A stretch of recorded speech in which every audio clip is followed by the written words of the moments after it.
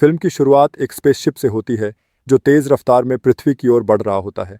कुछ ही पलों में वह क्रैश होकर एक नदी में जा गिरता है। क्रैश के बाद स्पेसशिप से एक आदमी सुरक्षित बाहर निकलता है। उसका नाम कैनन है। वह अपने साथी को भी पानी से निकालता है, लेकिन वह मर चुका होता है। दरअसल उसकी मौत क्रैश से नहीं हुई थी, क्योंकि उसके शरीर पर पंजों के गहरे निशान थे। कैनन नदी में गिरे अपने कंप्यूटर को भी निकालता है।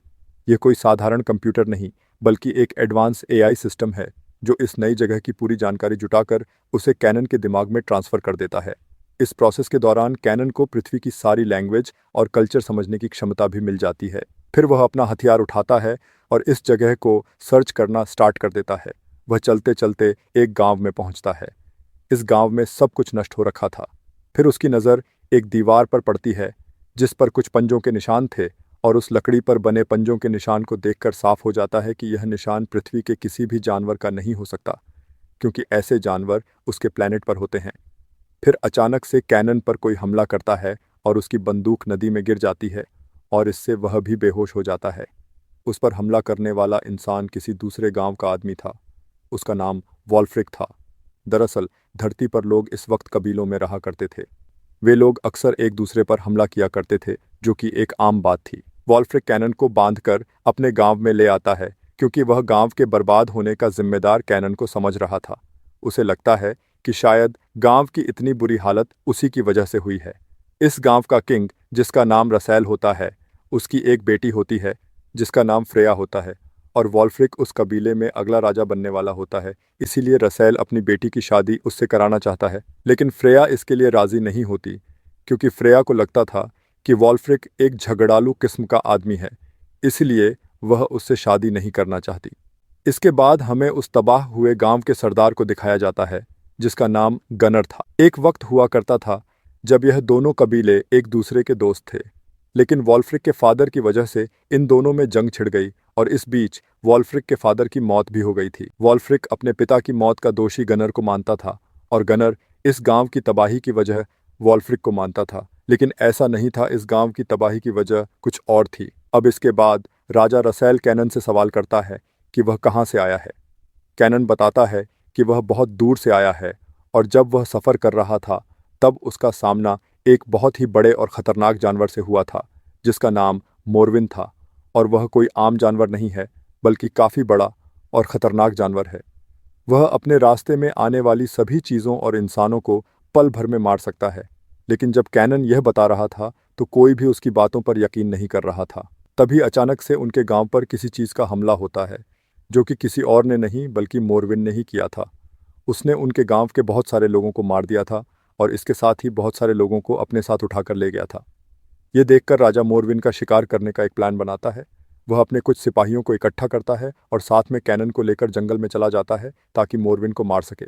कुछ दूर आगे जाने पर उन्हें बहुत बड़ी गुफा दिखाई देती है। वे उसके अंदर जाते हैं, तभी एक जंगली जानवर राजा के ऊपर हमला कर देता है। हालांकि यह मोरविन नहीं था, फिर भी कैनन अपनी तलवार निकालकर उसके पेट में घुसाकर उसे मार देता है। यह देखकर सभी लोग कैनन को बहुत पसंद करने लगते हैं। उनकी नज़र में कैनन की इज्जत बढ़ जाती है। अब ये लोग सेलिब्रेट करना स्टार्ट कर देते हैं, और रात होते ही वे पार्टी करते हैं और काफ़ी खुशियां मनाते हैं, क्योंकि उन्हें लग रहा था कि उन्होंने मोरविन को मार दिया है, क्योंकि यही वह जानवर था जो उनके गांव के लोगों को मार रहा था। लेकिन कैनन जानता था कि ये इन लोगों की गलतफहमी है, क्योंकि मोरविन अभी भी जिंदा है। अगली ही रात उनके गांव पर फिर से एक हमला होता है, और यह हमला गनर ने करवाया था। दोनों कबीले आपस में लड़ने लगते हैं, और इस लड़ाई में दोनों कबीलों से काफ़ी लोगों की जानें भी चली जाती है। गनर की टीम इस जंग में हार जाती है, और गनर और उसके साथी जंगल में लौट जाते हैं। लेकिन जब वे जंगल को पार कर रहे होते हैं, तभी मोरविन उन पर अटैक कर देता है, और गनर के सिपाहियों की जान चली जाती है। फिर मोरविन गनर पर हमला करता है, और गनर भी उसे देख लेता है, और वो जान बचाने के लिए गांव की तरफ भागने लगता है। तभी वे गांव के लोग भी मोरविन को अपनी तरफ आते हुए देख लेते हैं, और उन्हें यकीन हो जाता है कि यह कोई साधारण जानवर नहीं है, बल्कि उससे भी भयानक जीव है। यह देखकर राजा बहुत परेशान होता है।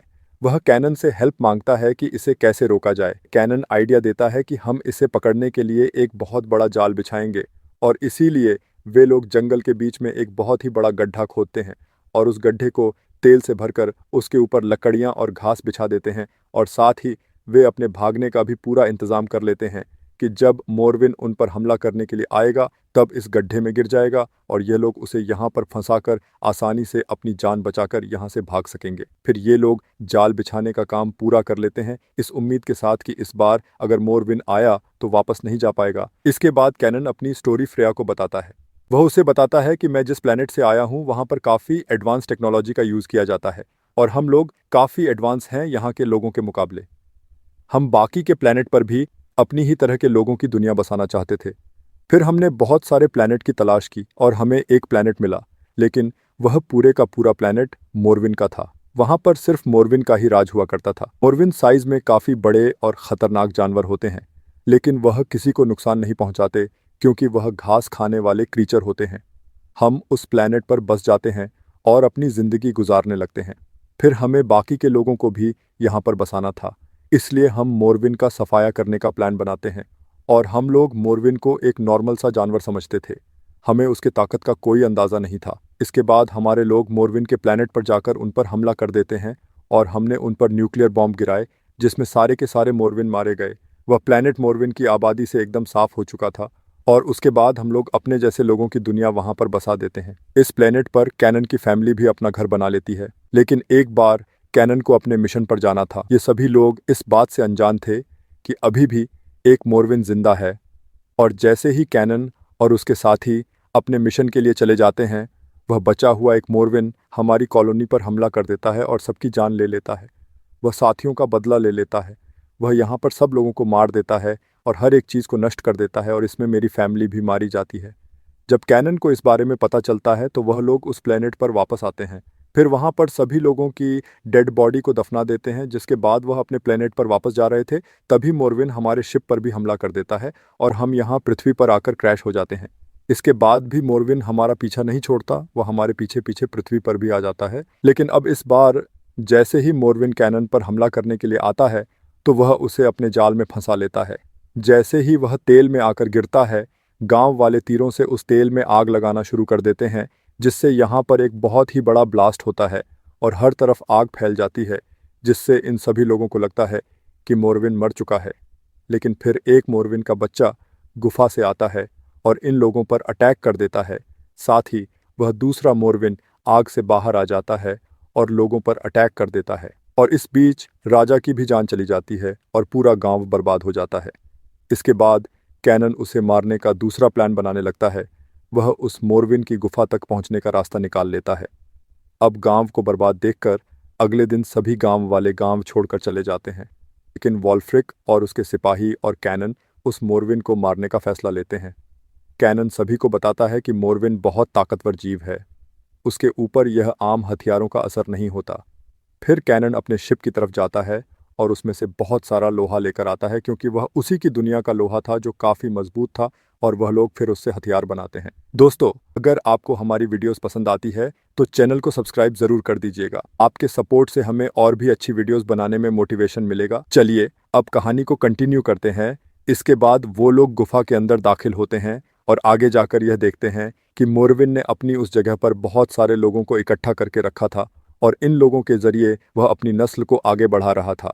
तभी अचानक पीछे से एक मोरविन उन पर हमला कर देता है, लेकिन फ्रेया भी हिम्मत दिखाती है और उस मोरविन को मार देती है और अब सिर्फ एक बड़ा मोरविन बचा था। इसके बाद जब ये लोग बाहर आते हैं तो बड़ा मोरविन उन पर अटैक कर देता है, जिससे वॉल्फ्रिक की जान चली जाती है। इसके बाद कैनन मोरविन का सामना करता है। वही दोनों आमने सामने आ जाते हैं और यहाँ पर काफ़ी देर तक इनके बीच फाइट चलती है। जब मोरविन खाई में गिरने वाला होता है तब कैनन मोरविन का हाथ काट देता है और मोरविन पहाड़ी से नीचे गिरकर मारा जाता है। अब इसके बाद हमें दिखाया जाता है कि कैनन को इस कबीले का राजा बना दिया जाता है और उनका जीपीएस डिवाइस भी एक्टिवेट हो चुका था और उसे उसके साथी पृथ्वी पर लेने के लिए वापस आ रहे थे। लेकिन कैनन को लगता है कि कहीं उसके प्लेनेट के लोग मोरविन के प्लेनेट की तरह पृथ्वी पर कब्जा ना कर लें। इसीलिए वह उस जीपीएस डिवाइस को तोड़ देता है और फ्रेया से शादी करके पृथ्वी पर ही रुक जाता है।